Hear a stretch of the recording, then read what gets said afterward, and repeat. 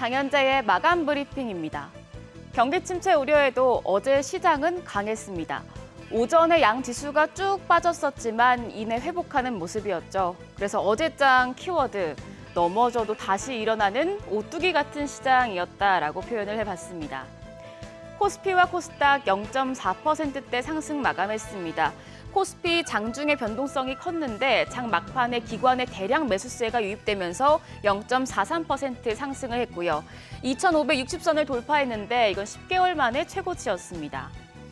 코스닥은 장 초반에 1.7% 넘게 하락 흐름을 보였었지만 상승 전환에 성공하면서 894선에 장을 마쳤습니다. 유가증권 시장이 상승한 건 기관의 영향이 컸습니다. 기관이 4,969억 원 순매수를 했는데 삼성전자와 SK하이닉스, SK이노베이션 가장 많이 매수했고요. 반면에 개인과 외국인은 동반 매도 우위 나타냈습니다. 코스닥 시장에서는 외국인만 순매수를 했어요. LNF와 에코프로비엠 가장 많이 사들였고요. 3거래일 연속 사자세를 보이던 개인이 이날 물량을 팔아치우는 모습이었고 기관 역시도 순매도 우위였습니다. 수급을 긍정적으로 만들어준 건 환율이었습니다. 어제 환율이 하루 새 15원 넘게 하락을 했죠. 이날 서울 외환시장에서 달러 대비 원화 환율은 전거래일보다 15원 30전 떨어진 1,310원 40전에 마감했습니다. 외환당국과 국민연금공단의 외환 스와프 소식이 있었는데요. 외환당국과 국민연금공단은 올해 말까지 350억 달러 한도 내에서 외환 스왑 거래 한도를 추가하기로 했다고 밝히자 환율 변동성이 줄어들 것이란 기대감이 커졌고요. 이런 이슈들의 영향으로 어제 옵션 만길이었지만 충격 없이 안정적으로 장을 마친 겁니다.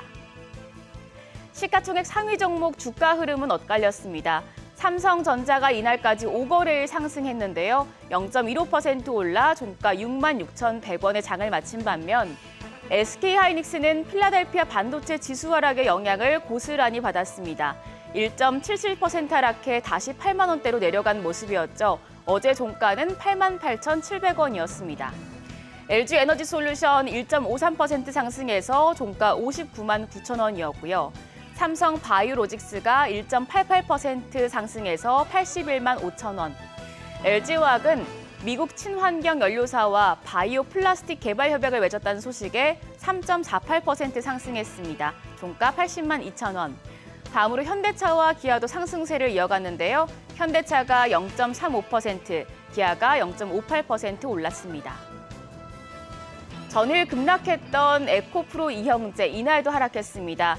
코스닥 시총 상위 종목을 보면 에코프로비엠이 2.72% 하락해서 마감가 26만 8,500원이었고요.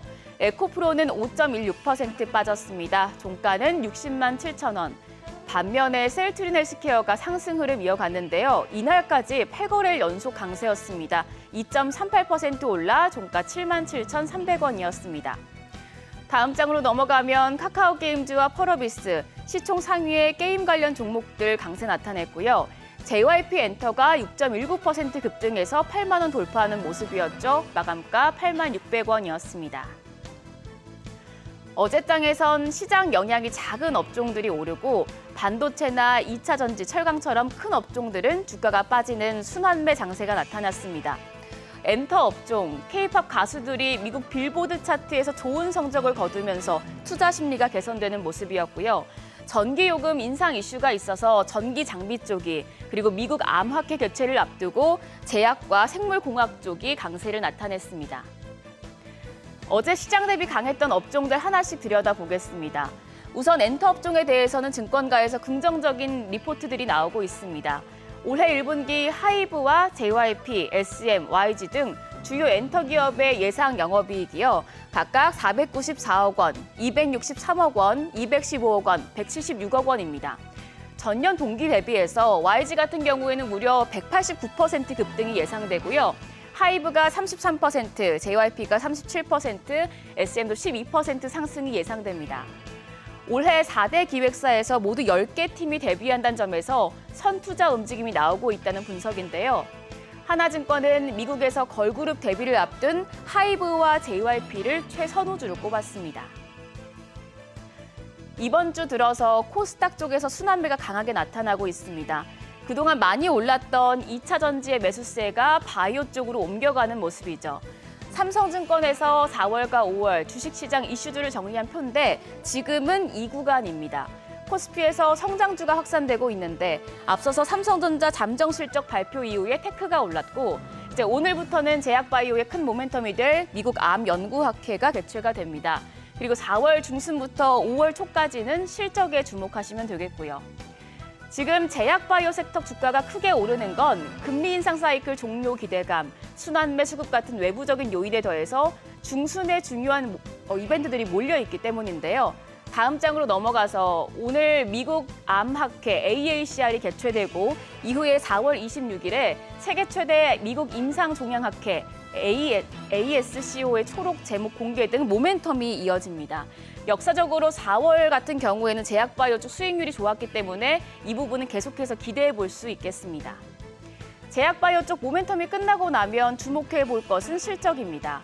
신한투자증권과 FN가이드에서 1분기 실적 전망이 개선된 종목들을 추렸는데요. 현대차와 LS일렉트릭이 영업이익 추정치가 한 달 전과 비교해서 많이 오른 모습이고요. 그 밖에 셀트리온과 한미약품 같은 제약 바이오 쪽, 그리고 삼성증권과 키움증권 같은 증권 쪽도 실적 개선이 전망됐습니다. 증권 섹터가 최근에 주목받는 건 코스피 지수가 한 8개월 만에 2,550선을 넘어서면서 증권사에 향한 투자 심리가 개선되고 있기 때문입니다.